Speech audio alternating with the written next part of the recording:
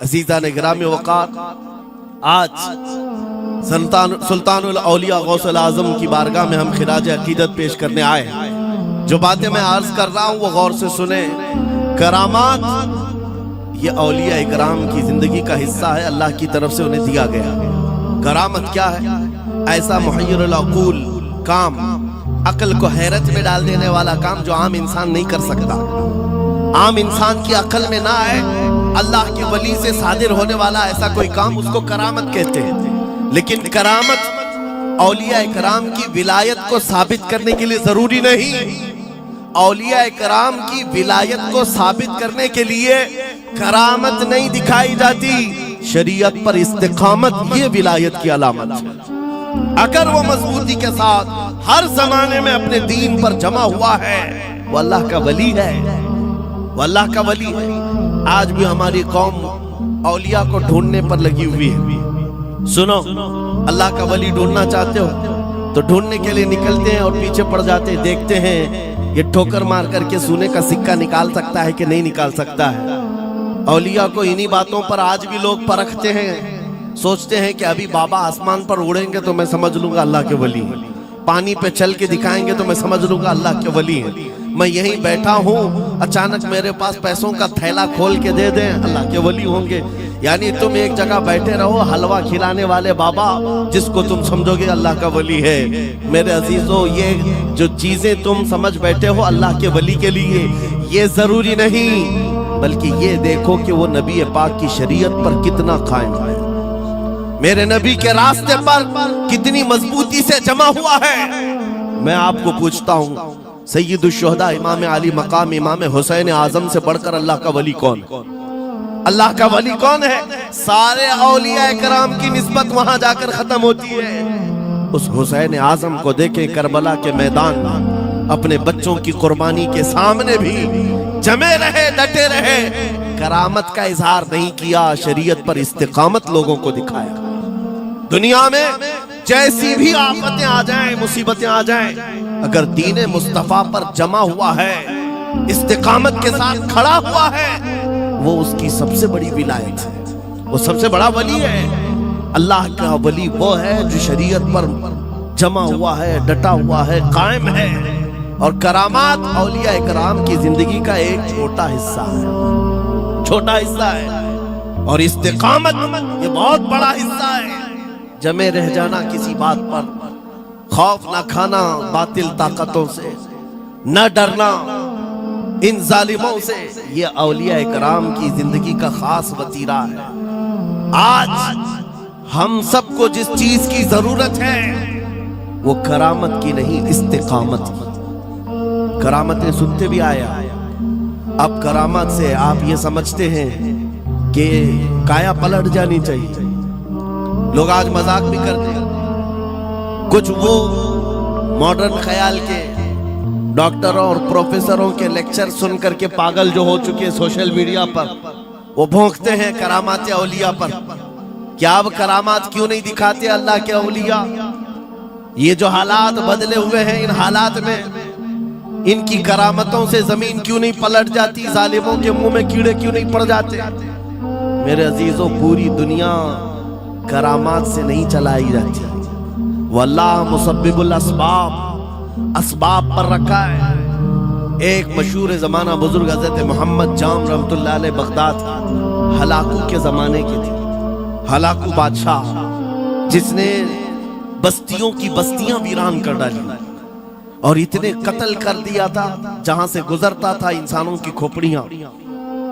اس کا جب بغداد پر حملہ کرنے کا ارادہ ہوا تو بغداد سے کئی میل دور اس کا لشکر لے کر وہ پڑاؤ کیا اور اپنے 2 سپاہیوں کو بغداد کا معائنہ کرنے کے لیے بھیجا، اور اس کی دہشت تاری تھی سب شہروں میں، ہلاکو اگر آ گیا تو ہلاک ہو جائیں گے، اس کے فوجی سب کو برباد کر ڈالیں گے۔ ہلاکو کا نام سنتے ہی لوگوں میں دہشت تاری ہوتی تھی، تو 2 سپاہی 2 فوجی ہلاکو کے بغداد معائنہ کرنے کے لیے آئے، تو لوگوں میں کھلبلی مچ گئی، اب جائیں تو کہاں جائیں؟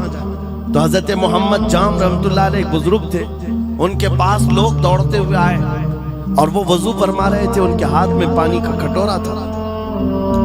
اور آ کر کے لوگ رونے لگے، حضور ہلاک آ گیا، بغداد تباہ کر ڈالے گا، بغداد کو برباد کر دے گا، آپ بچا لے، اللہ کے ولی ہیں، آپ دعا کریں۔ انہوں نے اپنی کھٹوری پلٹ دی اور کہا جاؤ، اللہ حفاظت کرے گا۔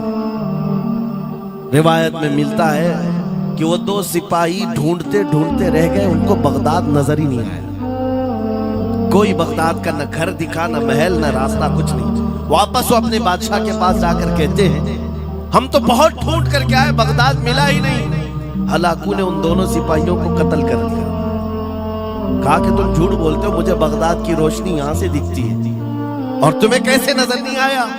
یا تو تم نکمے ہو یا تو پھر میرے ساتھ دھوکہ کر رہے ہو، قتل کر دیا۔ دوسرے دن اپنے خاص دو وزیروں کو بھیجا کہ جاؤ بغداد کا معائنہ کر کے آؤ، گلیاں، وہاں کی سڑکیں اور وہاں کے محلات، وہاں کی عمارتیں دیکھ آؤ۔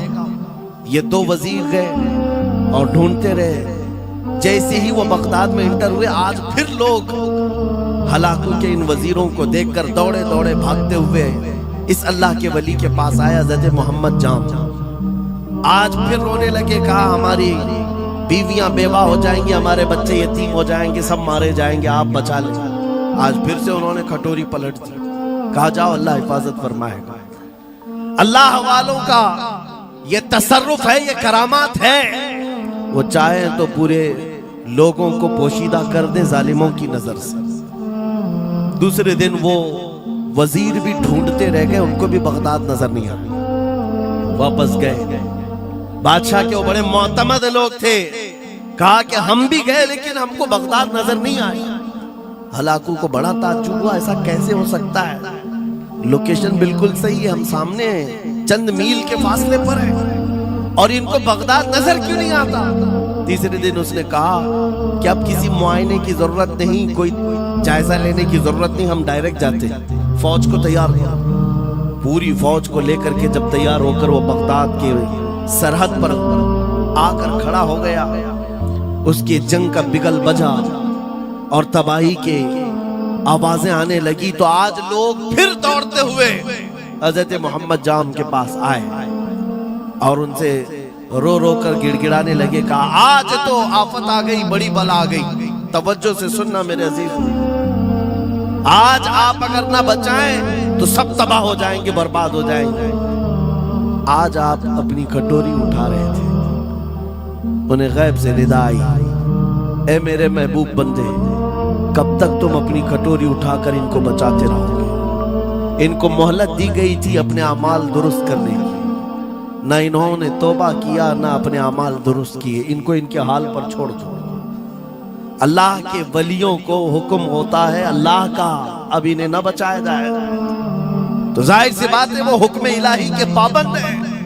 انہوں نے وہ کھٹوری چھوڑ دی، پھر ہلاکو داخل ہوا بغداد میں اور ایسی تباہی مچائی تھی کہ پورے بغداد کی سڑکوں میں صرف خون ہی خون تھا، تباہ و برباد کر دیا، اینٹ سے اینٹ بجا ڈالی۔ اس واقعے کو میں نے پڑھا، اس کے بعد یہ محسوس ہوا اللہ کے اولیاء کرام مدد ضرور کرتے ہیں، لیکن ایک وقت تک، جب وہ وقت آ جائے اللہ کی طرف سے منع ہو جائے کہ یہ قوم بڑی سرکش ہے، اب ان کی مدد نہ کی جائے، تو پھر یہ ہاتھ اٹھا لیا کرتے ہیں اور ان کو حالات پر چھوڑ دیا جاتا ہے۔ عزیزان گرامی وقار، اولیاء کاملین کی کرامتوں پر بھونکنے والوں سے بھی میں یہی کہوں گا، وہ چاہیں تو پل بھر میں حالات ہمارے بدل دیں، چاہیں تو زمین کو الٹ پلٹ دیں، لیکن وہ اللہ کے حکم کے پابند ہوتے ہیں۔ اور لوگوں کے لیے یہ بات ہے، نصیحت ہے کہ جب ایسے حالات آ جائیں، آپ ادھر ادھر بھاگنے کی بجائے پہلے اپنے دل کی طرف دیکھیں، کہیں میرے گناہوں سے دل کے دھبے بڑھ تو نہیں گئے، میرا دل سیاہ تو نہیں ہو گیا۔ سچ بتاؤ میرے عزیزو، اتنے سخت حالات کے بعد کتنے لوگوں کو ایسی توفیق ہوئی کہ رات کا اندھیرا چھا گیا ہو اور توبہ کرنے کا جذبہ بڑھ گیا ہو، رات کے وقت بیٹھ کر کے رونے لگ گیا ہو۔ فلسطین کے غزہ کے ان مسلمانوں کی حالت سار کو دیکھ کر روح اگر تڑپتی ہے اور تم اپنے اعمال کی صحت اور درستگی کے لیے توبہ کر لے جاتے ہو، یہ بہت بڑی نعمت ہے اللہ کی، پھر تمہیں کسی کرامت کے ظہور کی ضرورت نہیں، تمہارا بدلنا ہی دنیا کے حالات کو بدل دے گا، سب بدل جائے گا۔ لیکن اگر انہی حالات پر باقی رہے تو پھر کرامت سے بھی تم نہیں بدلو گے اور نہ حالات بدلیں گے، کوئی چیز نہیں بدلے گی۔ ان اللہ لا یغیر ما بقوم حتی یغیروا ما بانفسہم، قرآن میں میرا مولا فرماتا ہے بے شک اللہ تعالیٰ اس وقت تک کسی قوم کی حالت نہیں بدلتا جب تک اس قوم کو خود اپنی حالت بدلنے کا خیال نہ ہو۔ ہم اپنی جانب سے شروعات کریں اور پھر حالات خود بدل جائیں۔